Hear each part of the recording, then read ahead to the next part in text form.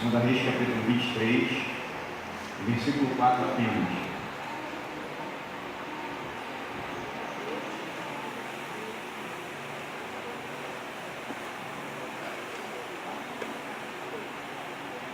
Diz assim a palavra do nosso Deus: Então, o rei ordenou ao sumo sacerdote Hilquias e aos sacerdotes da segunda ordem e aos guardas da porta que tirassem do templo do Senhor todos os utensílios que se tinham feito para Baal, e para o poste de luz, e para todo o exército dos céus, e os queimou fora de Jerusalém, nos campos de Sedom, e levou as cinzas deles para Betel. Apenas esse verso de número 4. Houve um período na história da igreja, o período da Idade Média, e nesse período está inserido uma época chamada a Era das Trevas, um período de grande escuridão, um momento em que a palavra de Deus ela ficou deixada de lado. A palavra de Deus ela ficou esquecida, ela ficou abandonada e não sendo usada pelo povo de Deus. Período que marca dentro da história da igreja um momento de dominação do catolicismo romano, da imposição de algumas coisas, como a indulgências, como simonia, que era a passagem, a cobrança, né? E como a idolatria, adorando a outros deuses, e todas essas coisas que fizeram com que o povo se afastasse mais diante de Deus.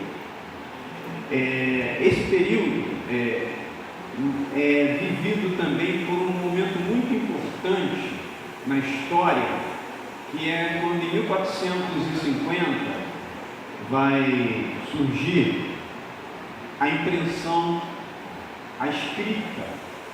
Foi por meio de um homem chamado Gutenberg, que então criou a imprensa. E o primeiro livro publicado foi a Bíblia, a palavra de Deus. Esse texto, irmãos, fala de um grande rei na história de Israel. Fala de um menino. Se você for observar no capítulo de número 20, no seu primeiro verso, ele vai dizer que tinha Josias 8 anos de idade, quando começou a reinar. E reinou 31 anos em Jerusalém. E a gente também observa que nós temos um grande rei. Nós temos um líder que deixou um grande exemplo, mas não tinha uma família muito bem estruturada. Ele era bisneto de Ezequias, um grande rei, neto de Manassés, filho de Amon. Esses dois últimos, Manassés e Amon, foram homens que desagradaram muito a Deus. Amon chegou a queimar o seu próprio filho em sacrifício. Isso nos dá um primeiro ensinamento muito prático, que não existe maldição hereditária, né? Porque senão o reinado de Josias seria o desígnio de um fracasso, porque ele não tem bom exemplo, desde o seu avô Manassés ao seu pai Amon. O que se destaca no reinado de Josias foi o retorno às Escrituras Sagradas. A palavra de Deus vai dizer que nenhum homem antes dele, e nem houve homem depois dele semelhante a ele no seu reinado. Quando a gente olha aqui para esse texto, algumas coisas nos saltam aos olhos. E o que faz com que esse rei, com que este líder, com que este servo do Senhor aqui tenha grande destaque, foi exatamente a volta às Escrituras. Quando você observa a partir do verso de número 8, e assim começa o reinado de Josias, você vai ver que o sacerdote Hilquias, ele vai achar o livro sagrado. Ele vai achar o livro da lei, que se acha perdido na casa do Senhor. E então, depois que o sacerdote e o escrivão, ele vai ler tudo aquilo que aquela palavra, que aquela lei, que aqueles ensinamentos traziam, Josias fica impactado. E isso traz para ele um grande quebrantamento. E vai fazer com que ele implante uma reforma religiosa, uma reforma em seu governo, uma reforma em toda a sua vida, em toda a sua liderança, por meio do livro. E no seu reinado ele vai colocar a palavra de Deus como centro do seu reinado. O que as Escrituras representam para você? Esse é o primeiro ponto, esse é o tema que nós poderíamos deixar para esta manhã. O que as Escrituras representam para nós? Para Josias e para a nossa vida, as Escrituras devem representar a centralidade a Deus. Ou seja, nós muitas vezes falamos e desejamos e queremos ouvir a voz de Deus. E Deus fala conosco por meio da sua palavra. Tem muita gente que não tem ouvido a voz de Deus porque não tem lido a palavra de Deus. Deus fala conosco por meio da sua palavra. O que acontece aqui com Israel, com o seu povo, é que eles estavam vivendo longe de tudo aquilo que a lei do Senhor, que a palavra do Senhor os orientava, os direcionava, dava diretriz para as suas vidas. Com o reinado de Josias, ele então vai proclamar o abandono à idolatria, a centralidade do Senhor, como o único Deus e Senhor de todo o coração, como referência máxima de suas vidas, como a maior razão de toda a adoração. Historicamente, a idolatria ela foi introduzida quando o reino de Israel foi dividido. A gente sabe que Israel, com 12 tribos, se dividiu e se formaram 10 no reino do norte e 2 no reino do sul. E depois dessa divisão, aconteceu um caos. Surge a idolatria em Israel, que fez com que gerasse pecado da autossuficiência, da independência de Deus. E nós sabemos que independência é fracasso. Independência de Deus, abandono a Deus, abandono às Escrituras Sagradas, com certeza vai trazer para cada um de nós um fracasso.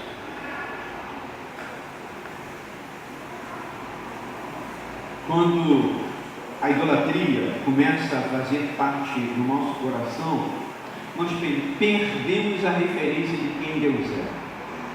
Perdemos a referência, a compreensão do que Ele representa para a nossa vida, de que Ele deve ser engrandecido. Então todas as coisas que se voltam para Deus, que se voltam para a minha vida com Deus, ela passa a se tornar em segundo plano, porque eu tenho algo mais importante, eu tenho algo como primário na minha vida. Isso se chama idolatria, que não apenas quer dizer ídolos ou imagens,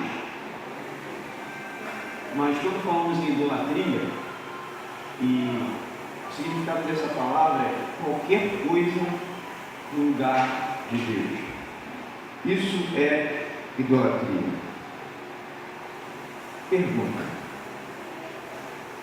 o que é mais importante para você? O que é primário para você?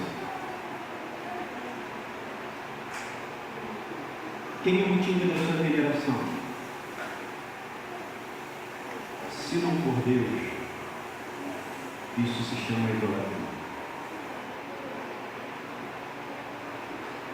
Você vai observar no verso de número 4 que Josias ele vai destruir vai tirar, vai mandar queimar tudo aquilo, todos aqueles altares, todas aquelas imagens, todo aquele aparato que foi colocado no templo, na casa do Senhor, para adorar os ídolos, para adorar a Baal. E ele manda queimar e colocar as cinzas, simbolicamente dizendo que Deus estava sendo instituído como centro daquele lugar, como centro da vida de Israel, como centro da vida do reinado de Josias, como centro do povo de Deus, de adoração ao único Deus Todo-Poderoso. Quem é digno de honra e glória na sua vida? Quais são os ídolos que você tem colocado diante de Deus? Deus de fato tem sido o centro da sua vida? Obrigado.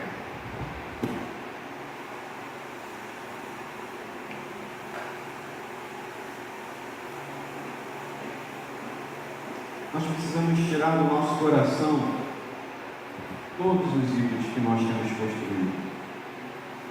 Tirarmos todos os barrais que por algumas vezes nós nos deleitamos, nos debruçamos sobre ele. E a palavra de Deus te dá sempre para a gente. Se você não tiver a palavra de Deus como livro de cabeceira da sua vida, se você não tiver a palavra de Deus como guia da sua vida, a tendência do seu coração é se voltar para todas as coisas que desagradam a Deus, para todo tipo de imagens, para todo tipo de veneração.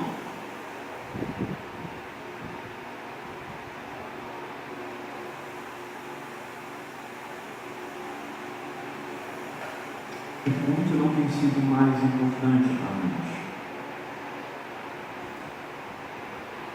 A igreja não tem sido mais importante para muitos.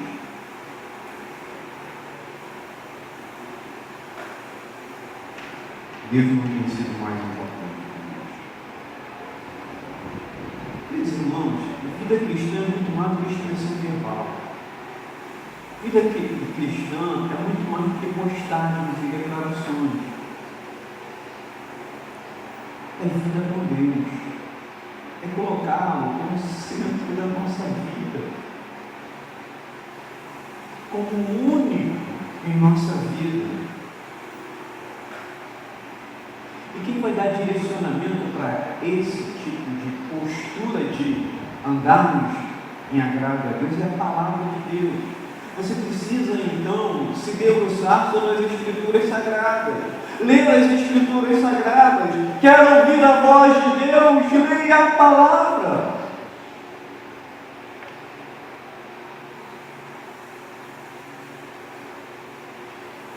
É a palavra de Deus que nos aponta para a nossa miséria. É ela que nos leva ao abandono do pecado. É de lamentar que nós negociamos as nossas horas com outras coisas.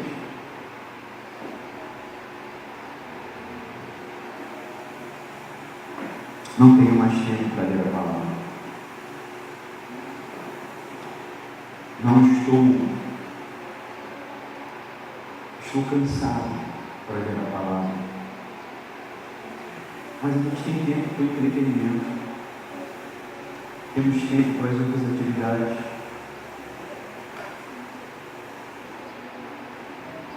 Precisamos deixar todos os ídolos que têm nos afastado da nossa vida com Deus.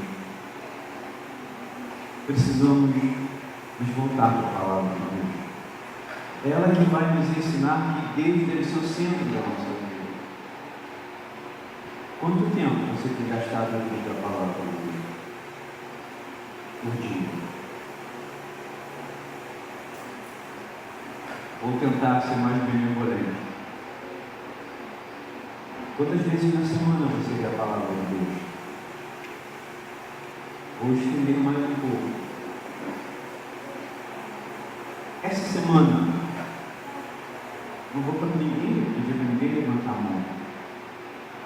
Quantas vezes você pegou a sua Bíblia? Você leu pelo menos um versículo essa semana? Um versículo, apenas um versículo, irmãos. Você leu um versículo da palavra de Deus?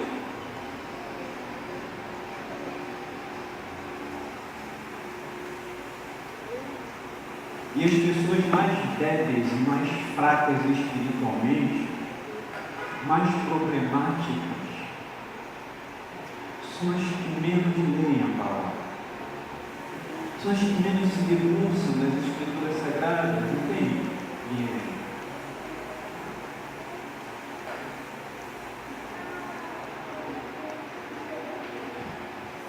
Quando o nosso coração se enche de ídolos, nós perdemos o verdadeiro sentido de quem Deus é, o verdadeiro sentido de quem nós somos. Nós precisamos nos voltar para a palavra de Deus. E à medida que eu leio a palavra de Deus, eu vejo tudo aquilo que Ele tem para mim, ouço a sua voz, cada vez mais eu entendo quão pecador e miserável eu sou e quanto dependo e preciso da sua graça.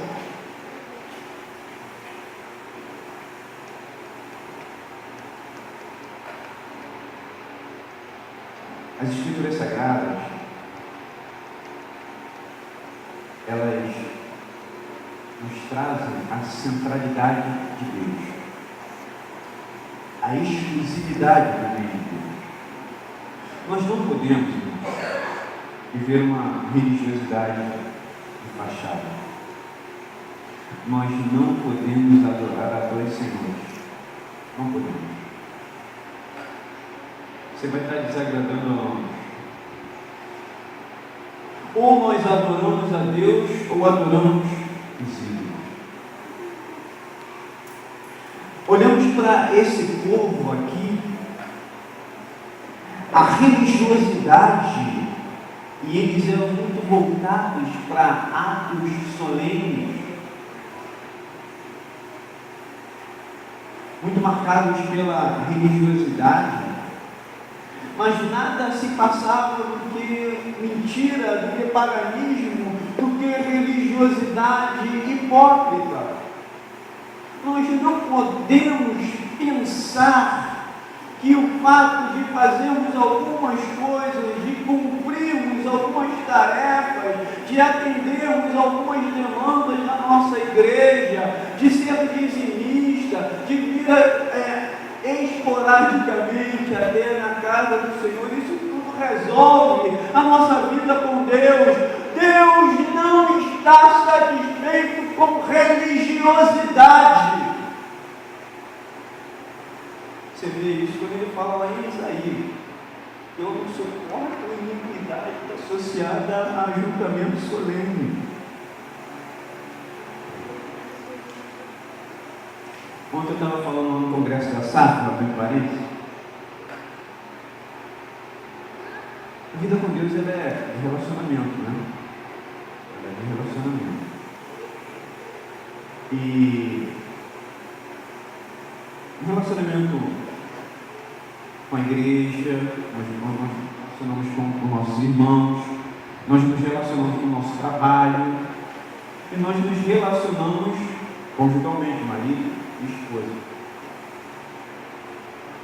E às vezes, vamos falar sobre casal, né? O que acontece?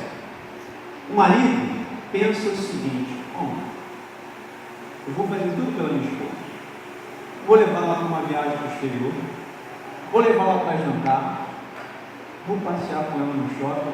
Terrível passear com ela no shopping, né? Como gostam de loja, né? E como nós gostamos muito da praça da alimentação, mas não gostamos da loja, né? De andar na loja. E a gente pensa que fazendo isso, então vou agradar a minha esposa, vou dar a melhor roupa, vou oferecer para ela a melhor casa, vou dar uma viagem para o exterior e vou continuar vivendo a minha vida de pecado, de prostituição, e pensa que isso tudo vai agradar e satisfazer o cônjuge. É dentro desse contexto que nós estamos inseridos. Israel está cumprindo atividades culticas, oferecendo seus cultos, trazendo seus sacrifícios, trazendo suas ofertas, fazendo todo o cerimonial, pensando que isso agradaria a Deus, mas Deus não quer isso, Deus quer fidelidade.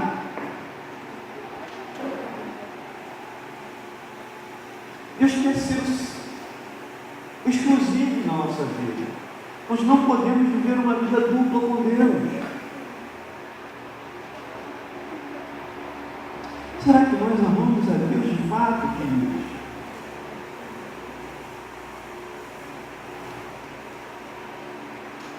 Parece que a declaração de amor a Deus, e parece que as expressões de vida com Deus são muito superficiais. Porque eu vejo muitas pessoas falando de Deus. Eu vejo muitas pessoas cantando cânticos a Deus. Eu vejo muitas pessoas aparentemente expressando vida, mas no íntimo, no secreto, na vida, bastante.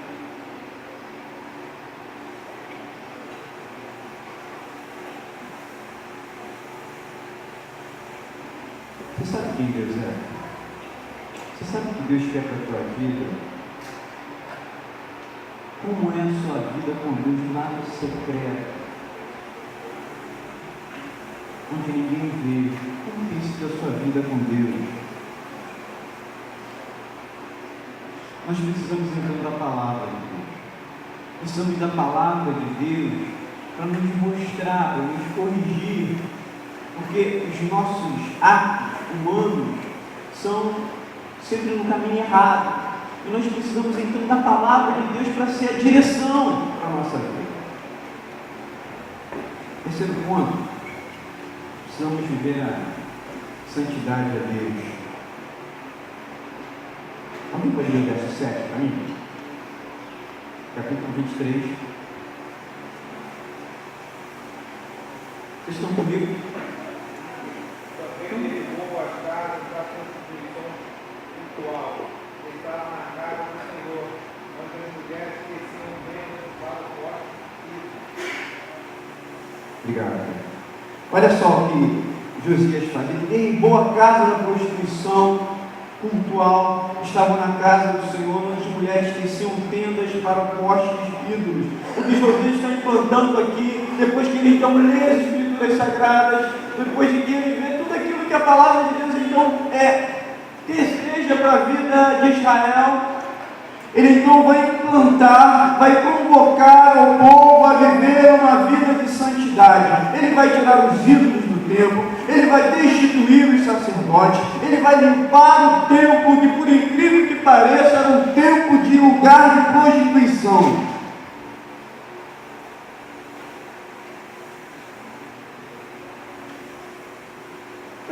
Josias destrói tudo isso que profanava o templo do Senhor, a casa do Senhor, e vai convocar o povo a viver uma vida santa, uma vida pura.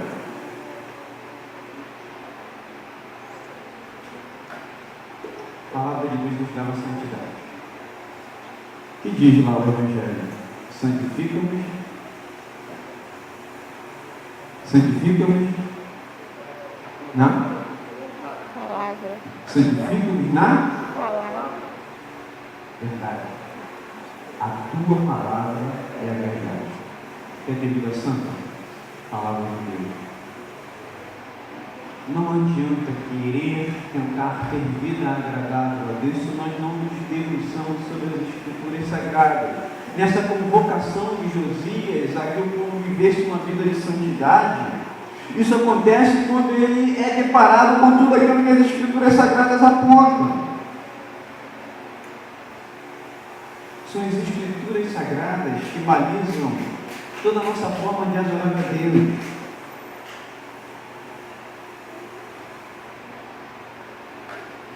Quanto mais distantes da palavra de Deus, mais faremos tudo aquilo que a palavra dele nos desagrada. Se eu não leio a palavra de Deus, se eu não me dedico à palavra de Deus, se eu não conheço a palavra de Deus, a minha tendência é fazer coisas contrárias a ela.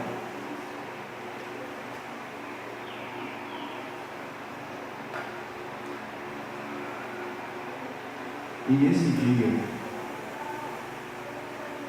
tão especial, o dia da Bíblia,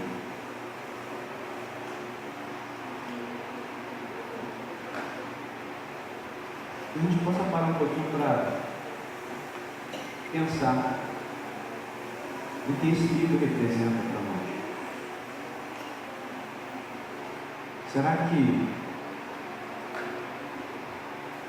a palavra de Deus tem sido o crivo para a nossa vida, de maneira que a gente coloca Deus como centro da nossa vida, como exclusivo na nossa vida, como uma busca de santidade? Eu me lembro que há muitos anos atrás nós parávamos o dia da Bíblia e fazíamos carreatas, passeatas, cultos ao ar livre, se movia a cidade, esse bairro. Hoje, nós nem lembramos que perguntaram a muitos o dia é hoje. Muitos não saberão. Hoje é o dia da Bíblia. E não é o simples fato de lembrar da data, mas isso representa tudo aquilo que ela representa também. Se eu não lembrar o dia do aniversário da minha esposa, esquecer, isso quer dizer que ela não é importante. Se eu não lembrar o aniversário das filhas, outras datas tão importantes, isso retrata toda a importância daquele caminho.